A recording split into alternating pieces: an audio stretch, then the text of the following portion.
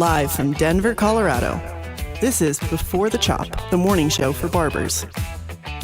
Here's your host, David Ford. I'm going to start today with a sentence that should bother you way more than it does. Are you ready for it? All right, here we go. You can be having the best year of your career, the best year, and be in real trouble at the exact same time, and every single number you track will tell you you're fine right up until you aren't. Good morning, barbers. Good morning to the Monday openers and the Saturday night closers, the one-chair owner-operators, the folks renting a booth while they build something bigger than the booth, and everybody catching this on the replay with the clippers still in hand. You found the one show on the internet that treats this chair like the business that it actually is, and today the business we're minding is you. I'm David Ford, and I'm going to keep the fake job titles in the drawer this morning because this one isn't a spreadsheet episode. It hits closer to home than that. Here's the idea I want you holding throughout every syllable that leaves my mouth today. You can be fully booked and still be burning out. Nobody's checking your calendar for it. Your deposits won't flag it. Every gauge you actually watch is going to keep smiling at you and saying that you're crushing it because the gauge everybody watches is not the gauge that fails.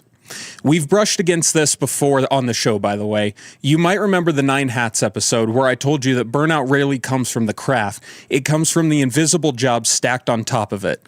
It's poked through the edges of other mornings here too, but every time it came up, it got a minute and a half and we moved on.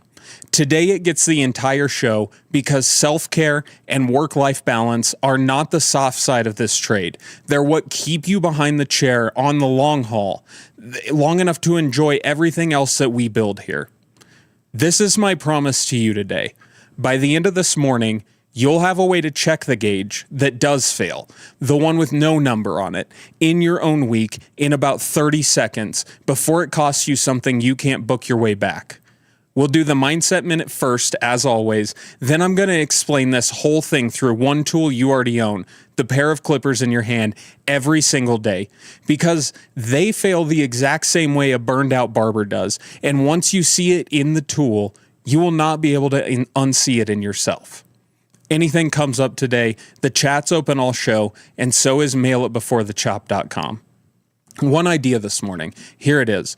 Your book and your tank are not the same gauge. From week 1 in this trade, we're trained to watch a single number. Is the book full? Are the chairs turning? Did retail move? That number pays your rent, so keep watching it. But it's one gauge on a dashboard that has 2 gauges, and the second one doesn't come with a number printed on it, which is a problem. And it's the reason nobody looks at it. The second gauge is the tank. It shows up pinned on E, flat where you used to be sharp, short where you used to be patient, half present in a conversation you used to love having while the rest of you sits at home on your couch 3 miles away. Your book measures how much the world wants you. Your tank measures how much of you is available to give to the world.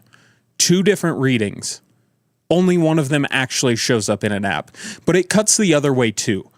The better the book looks, the easier the tank is to ignore, because when the numbers are good, every voice around you says, keep the machine running. Look at it. It's working. Nobody throws a parade for the barber who protected a Tuesday, so the fuller you get, the more cover the empty tank has to hide behind. An empty tank doesn't just sit there being empty either. It makes you look worse at the exact job the full book is demanding more of. Tired you cuts a little slower, listens a little less, laughs a beat late. The clients don't leave over it at first. They just get a slightly smaller version of you and never know that there was a bigger one on offer. Nobody ever sends you a bill for that, but you're paying it every single day. You keep charging full price for a you that's running at 70%. Ready for this? Here's today's mantra. Full book, empty tank. You can pin the first gauge while the second one drains to nothing, and no deposit, no rebook rate, no 5-star review will ever warn you because those numbers were only ever measuring the book. Now, how do you read a gauge with no number on it? Ask yourself these questions. When a client loves the cut, do you feel anything? When your favorite regular books in, do you look forward to it or do you brace for it? When you picture doing this job 5 years from now, does your chest open up or does it tighten? No spreadsheet required. 30 seconds on the drive home, once a week, the same way you would glance at the fuel gauge in your car. Check the second gauge this week. Not the one everybody else can see, the one only you can fill. That's your mindset minute if you've got to run. For everybody staying, hang on, because I want to show you what an empty tank looks like from the inside, then zoom out to what it's doing to the whole industry on the whole. Plus, I want to talk about your clippers, of all things. Let me talk about the tool in your hand. Stay with me. This does go somewhere. Your clippers run on a motor, and that motor has a limit. You run it too hard for too long without oil or a cool down, it's not going to last. Only sometimes does it start cutting worse the week before it actually dies, but usually there's no sputter, there's no smell, no light.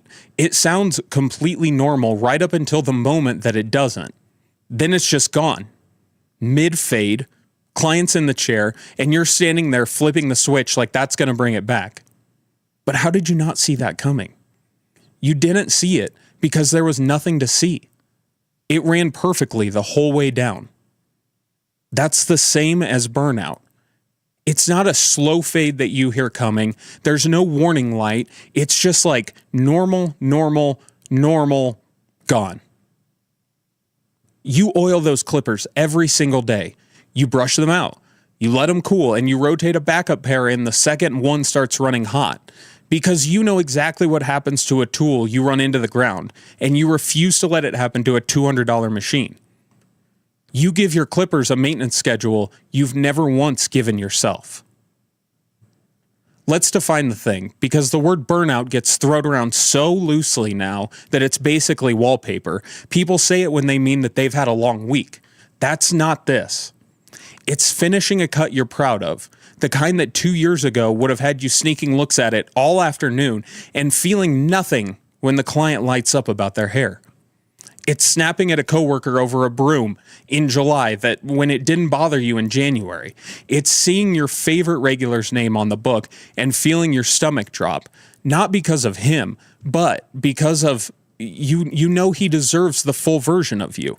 And the full version of you didn't show up today, and you're not sure where you left it. Look, it even has a shape. Burnout isn't just one feeling. First, the exhaustion everybody knows, the bone tired that sleep doesn't even touch, where a Sunday off leaves you just as empty on Monday. Then the cynicism, the sneaking feeling where you catch yourself getting sarcastic about the job in your own head, and clients stop being people you serve and start being appointments you survive. Then the one that scares me the most, detachment, where you look at your own work and it feels like it belongs to somebody else. Exhaustion says, I can't. Cynicism says, why bother? And detachment says, who even cares? One of the three, you're tired, and rest can handle tired. But all three of them, you're not tired anymore, you're burning out, which is the whole reason this distinction matters. Rest fills the tank, but rest doesn't fix the leak. Now imagine it stretched over a year. January, full tank, full book, and the book feels like proof that you're winning. By April, you're running on habit, and the work's still good because your hands know it even when your head has checked out. By July, you're snapping at the mere thought of picking up the broom. By October, the favorite regular's name on the book makes your stomach drop, and every single month of that, the book looked exactly the same. Fantastic. The gauge everybody watches never moved because it wasn't keeping an eye on the thing that was really failing. And nobody chooses it. Nobody wakes up and decides to burn out. It comes in through a side door like one decision at a time. You take the 7 o'clock because he's a good client and it's one night. You skip lunch because the walk-in's right there. And then you answer the reschedule text at 10:30 p.m. because it takes only a second. You give up the Sunday because the wedding party could only do Sunday. Every one of those is defensible. But if you string 50 of them together, you've built a schedule no human being was meant to run, one reasonable yes at a time. That's why you can never find the moment it went wrong. There is no moment. There's just a slope. Every step down it making sense while you look at it. None of it shows up on your book. All of it shows up in you. So why is it so hard to catch this in the mirror? Everybody around you is grading you on the book. Your clients see a barber who's booked and good. Your shop sees numbers that are up. Your family sees somebody who's providing. Every scoreboard in your life is lit up green. So even when part of you knows something is off, there's a whole world of evidence lined up to tell you you're imagining it. So the trap tightens, the better it all looks. The fuller the book, the louder the case is that you're fine, and the harder it gets to trust the one gauge that's actually telling you the truth. And I know some of you are watching this at 1.5 speed. You're on your feet eating lunch over the trash can between a fade and a beard trim, thinking this is a nice one for other people. My man, you are this demographic. Now let me put some numbers on it because I don't want you taking my word alone. Gallup put this question to nearly 7,500 full-time workers, and 23% said they feel burned out at work very often or even always, with another 44% feeling it sometimes. That's the whole American workforce, every industry. And I'd put money on a trade built on 10-hour Saturdays and no sick days sitting on the wrong side of that average. Do the math. Roughly 2 of every 3 working people have felt this exact same thing. 2 out of 3. So if it's you, rewrite the story you've been telling yourself, because you're not the weak link in a strong industry. You're most of us. And a room full of people who each think they're the only one is exactly how a problem like this survives and compounds. Burnout runs on silence. Everybody in the shop feels it, and nobody says it out loud. And saying it out loud turns out to be half the fix. Now watch a personal problem become an industry one. The federal government's own outlook has this trade growing 5% through 2034, with about 84,000 openings a year to fill. But read where the Bureau of Labor Statistics says those openings come from, because most of them aren't new chairs. They're replacement needs. The government's own word for refilling a seat after somebody transfers out of the trade or stops working altogether. People aren't failing to enter this trade. They're leaving it. Now, if you put those two numbers side by side, here's what you get. An industry with more seats than people, where the people already in the seats are the ones burning out and leaving. That's one problem wearing two faces, or to put it in terms of the tool in your hand, the whole industry is a clipper run completely out with no oil and no cool down, and everyone's standing around confused about why the motors keep dying. Now the working part, and I want you to actually do this. Pull up your last 4 weeks. Not your book, your actual calendar. The one with your whole life in it. Count the full days you took completely off, and I mean the full days, not a slow day, not a day you only answered a couple texts from the couch, because if you answered texts, you were at work. You were just at work in sweatpants. Full days. 0 clients. Off. Count them right now and drop that number in the comments. That's the number I care about today, more than your revenue, more than your rebook rate. If the number's 0, hear me clearly, no shame in that. Plenty of very good barbers have 0 on the board right now. So let me tell you what 0 actually means. 0 means you've run the motor flat out, just completely redlined for a month with nothing to cool it down. And a tool run like that doesn't fail gradually or politely or at a convenient time. It's going to quit mid-fade with a client in the chair, on the busiest Saturday of the year. So the fix, it's not a vacation and it's not a mantra. It's not something you repeat in the mirror. It's redundancy. You schedule the cool down before you need it. The exact same way you oil a pair of clippers before they seize instead of after. Maintenance before the failure, not standing in the wreckage after it. A real day on the calendar, protected exactly like a fully booked Saturday, because that day off is load bearing. It does the same job your busiest Saturday does. It keeps the thing, you, that makes the money able to keep making it. And you have to make it mechanical so it survives contact with your book. Open your booking system tonight and block the day the way a client would take it.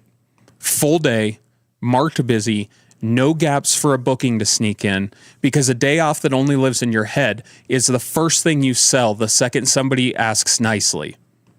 And you have never once given away a booked client slot because somebody asked nicely. So give your own personal time, your own slot, the same protection you'd give a stranger with a fresh appointment. You're already great at protecting time. You've just only ever done it for other people. One more before I hit the craft corner, because I can hear the objection already. And let me have it. I want to hear it.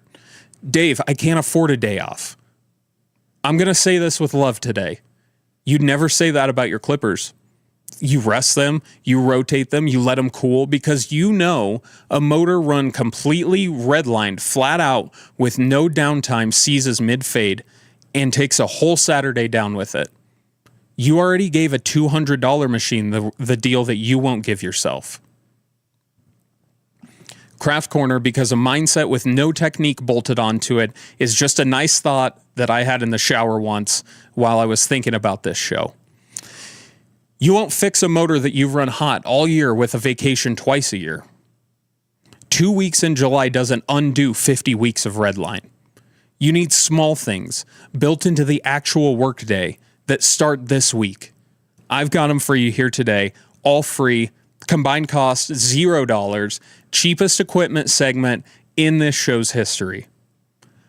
First is the 90-second reset. Client walks out the door, and before you sweep, before you check your phone, before the next name gets called, 90 seconds. Hands off the clippers, relax your shoulders, 4 slow breaths.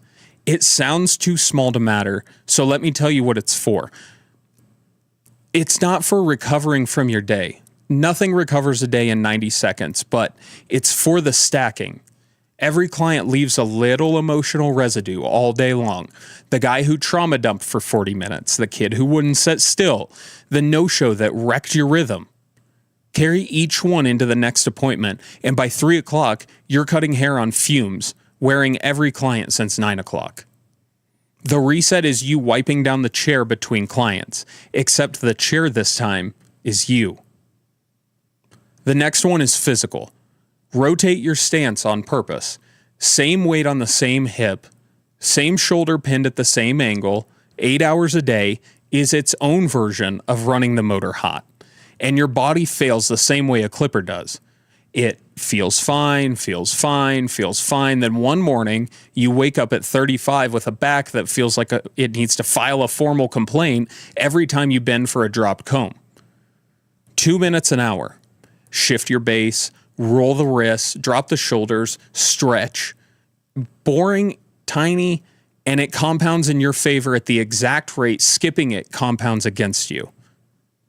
And don't tell yourself the physical tank and the mental tank are separate tanks.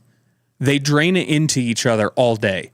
A body aching by 2 o'clock is feeding the same emptiness we've talked about all morning today.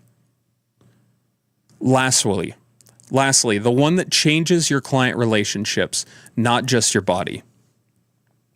Say the boundary out loud instead of enforcing it without a word and resenting people for not reading your mind.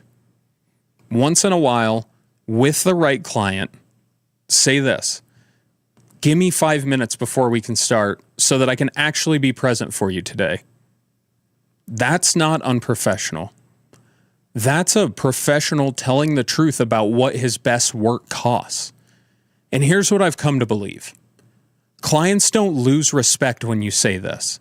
They lose it when the version of you in the mirror behind them is visibly running on nothing and pretending not to be. They can tell. They can always tell. You know how you feel when a client's checked out of the conversation? It works both directions. Now, here's a caution on this one, because I don't want you to take this where I didn't send you. That boundary line is for once in a while, with clients who've earned real honesty from you. It's not a script for complaining. There's a version where every barber narrates his exhaustion to every client all day long, and that's not a boundary. That's a leak, and those clients start absorbing your tiredness as part of the service. So save it, use it rarely, say it plainly, then actually take your 5 minutes, because it only works if the promise is true, and the promise is, I do whatever it takes to bring you my best work. And notice what all three of those have in common. Not one of them is a grand gesture. Not one costs money, or needs permission, or waits on a slow season that might never come. They're small, they're boring, they're repeatable, and they work on the tank while you're still standing behind the chair, which is the only place the tank actually drains. You don't fix a burned out motor with a vacation you take in July. You fix it in the 90 seconds between clients, one rep at a time. Same way the damage got done in the first place. All right, we've got nothing in the mailbag this week, so we're going to roll straight through. Mail it beforethechop.com. Every comment, we'll have you on the show. Let's get into the barber news. 3 real stories orbiting this exact topic, and they turn into one story by the end. First, the most reassuring, boring number you'll hear all week. The U.S. Bureau of Labor Statistics, in its Occupational Outlook Handbook, projects this trade, barbers, hairstylists, cosmetologists, growing 5% from 2024 through 2034, faster than the average across all occupations, with about 84,000 openings a year. Sit with who's telling you this. The federal government. They have no agenda in our career, nothing to sell you, and they're saying this trade needs more people than it has. So if you're in year 1 or year 2, lying awake wondering if you bet on a shrinking industry, I'm here to tell you, you didn't. The demand side isn't the problem. And that number's also for the skeptical uncle of every apprentice watching today. Next time somebody says barbering isn't a real career, you've got the government's own arithmetic to slide across the table. 84,000 openings a year isn't a hobby. File that, because it makes the next story hit different. Second, the fine print under that first number, because the openings figure has a story inside of it. Those 84,000 openings a year, the Bureau of Labor Statistics says most of them are replacement needs, not growth, not new chairs, just refilling seats after people transfer out of the trade or leave working altogether. Run the shop owner math on that one. Demand's climbing. The government just said so. And the same report says the biggest source of open chairs is people walking away from the ones they had. It's not that nobody wants in. It's that the people who got in are walking back out. So every barber who burns out and leaves doesn't just cost that barber a career. It costs some shop somewhere a chair that it can't restaff in an industry already refilling tens of thousands of seats a year. Burnout doesn't stay personal. It invoices the whole shop on its way out the door. And if you're a solo booth renter hearing that and thinking it's an owner's problem, not yours, think again, because you are the owner here. You're the whole shop. The chair that can't be restaffed is your chair.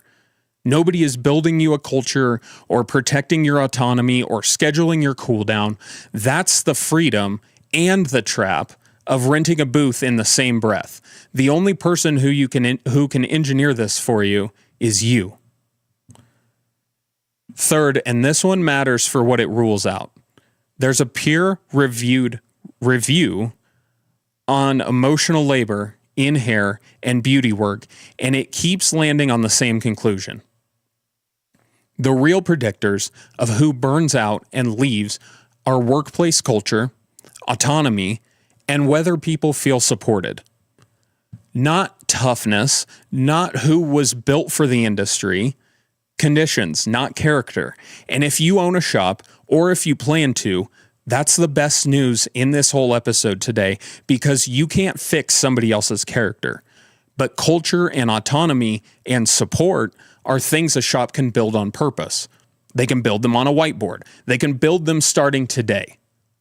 Burnout at the shop level is a fixable engineering problem, and almost everybody's treating it like a personality flaw. Put the three together because I promise that they were one story. The industry has room to grow. The government says so. And the thing standing between this trade and that growth isn't demand. It's whether the people already behind the chairs can sustain staying there. And the research says sustaining them is possible. So the real headline this week isn't just a talent shortage. It's a run it till it dies problem at the scale of an entire industry. And every one of us is either part of the cool down or part of the heat. There's a post I keep coming back to this week, and it's not a haircut. A shop published its rule book on Instagram this week, and I thought it was interesting. It's not a promo. It's not a before and after. It's not a fate of the week. It's like the actual list of house rules that they run their shop by, that they run on the floor, and they put it out in the open for anyone to read. There's 8 of them, and the first card sets the terms before you ever get to rule 1.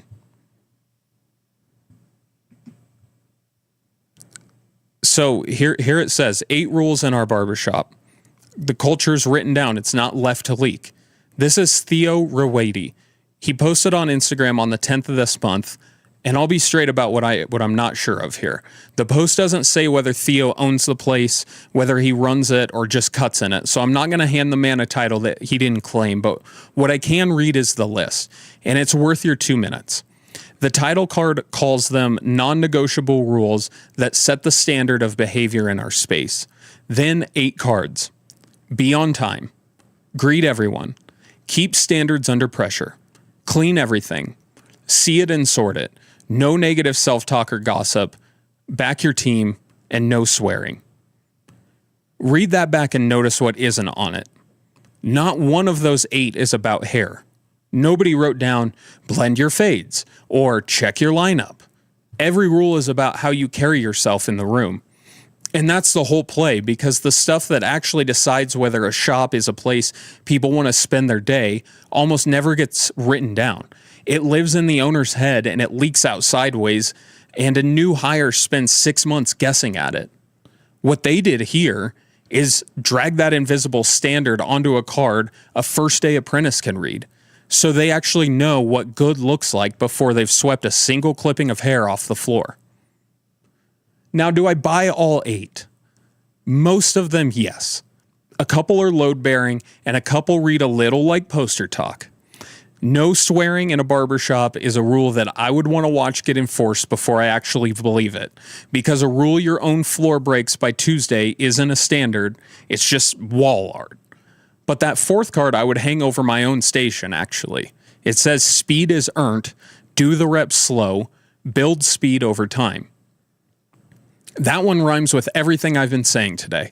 The barber who lasts isn't the one who found the shortcut. He's the one that did the boring rep clean, again and again and again, until clean got quick. Here's where it really lands against today, though. Back in the news block, I told you the research keeps arriving at the same conclusion. Who burns out and who walks isn't decided by how tough you are. It's decided by culture, autonomy, by whether people feel backed. And I told you that was buildable. On a whiteboard, starting today. Now look at this list. Back your team. No negative self-talk or gossip. That is the whiteboard. That's this shop deciding out loud that how you treat each other is a rule and not just a mood, which is the exact thing the studies say keeps good barbers in the chair instead of walking out of the trade for good. So this was never really a post about 8 rules. It's a post about writing your culture down before it writes itself. You don't need 8 of them. You need a designer. And you don't need to put it on Instagram for anybody. You need one line you would actually enforce on the wall by the end of the week. So what's the one that goes up in your shop? Today's hot take comes with a permission slip. If you're rested, if your weeks are sustainable, if you took a real day off in recent memory, this one's not aimed at you. Just go ahead and coast to the finish today. But if you're white knuckling a schedule you already know isn't sustainable, I need 2 minutes from you. Somewhere along the way, this industry decided never taking a day off is a flex. You've seen the posts on Instagram, no days off, booked through the holidays. While you were sleeping, I was cutting. There are barbers answering client texts from a hospital waiting room and posting it like it's a championship ring. And I get where it comes from. For a lot of us, the full book was the dream, and turning down work feels like spitting on it. But follow that logic all the way off the cliff with me. If 0 days off is impressive, then working through the flu is more impressive. Cutting on a thrown out back, more impressive still. And the logical end of that competition is a barber doing a skin fade from inside of his own casket while the eulogy plays. Everybody agrees it's absurd at the bottom of the slope. All I'm asking is that you notice how far down you already are. So the actual take, that's not dedication. That's a system with no redundancy. And systems with no redundancy don't fail gracefully. They fail all at once, at the worst possible time, and they take other things down with them. Your income, your shop's schedule, your family's plans, the clients who count on you. All of it riding on one motor you won't let cool down. And the market won't save you because the market can't see it. Your clients will keep booking a burned out barber right up to the day that you break, and they won't know they were doing it because from the outside, you sound completely normal. Where have you heard that before? I also want to name who this take is really for, because it's not just the grinders chasing a flex. Some of you aren't flexing. You're scared. You're scared the clients leave if you're not endlessly available.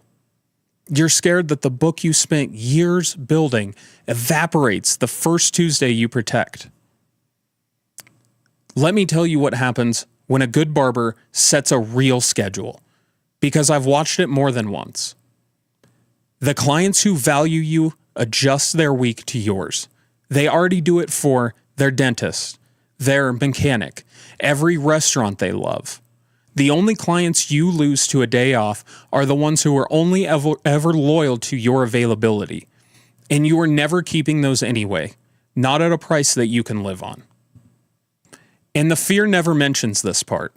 The barber who protects a day doesn't come back worse. He comes back sharper, more patient, actually glad to see the 10 o'clock appointment. Your clients can feel that, the same way they can feel the empty version. The rested you is a better product than the endlessly available you. And the market you're so scared of rewards it anyway, because people can always tell the difference between a barber who's present and one who's just physically in the room.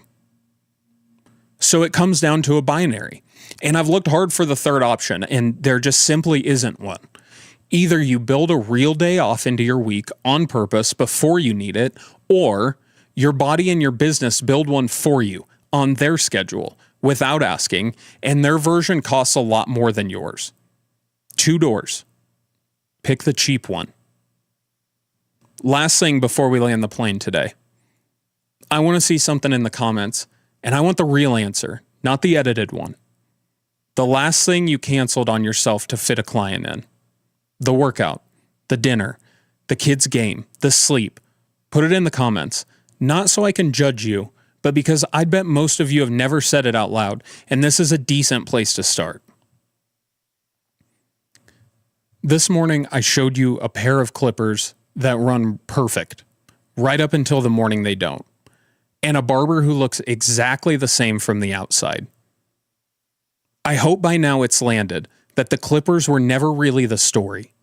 The story is the second gauge, the one with no number on it, and whether you've looked at yours lately. Full book, empty tank. The book was never the problem. It was never even the gauge that mattered the most. And I want to be straight with you today about why this one matters more than most of what we cover. You can recover from a bad pricing decision. You can rebuild a slow month. Those are money problems, and money problems have money answers. But the tank isn't a money problem. Push it to empty long enough, and what you lose isn't a week of income. It's the part of you that liked this job in the first place, and the part that does not always come back just because business picked back up. So the stake here was never your revenue. It's the thing underneath your revenue that makes all of it worth doing. So this week, check the second gauge, then do one thing about what you find.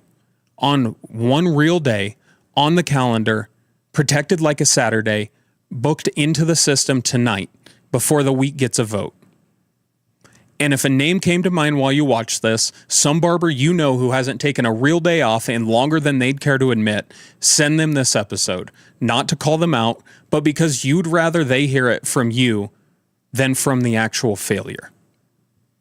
Mailbox is always open. Mail it beforethechop.com.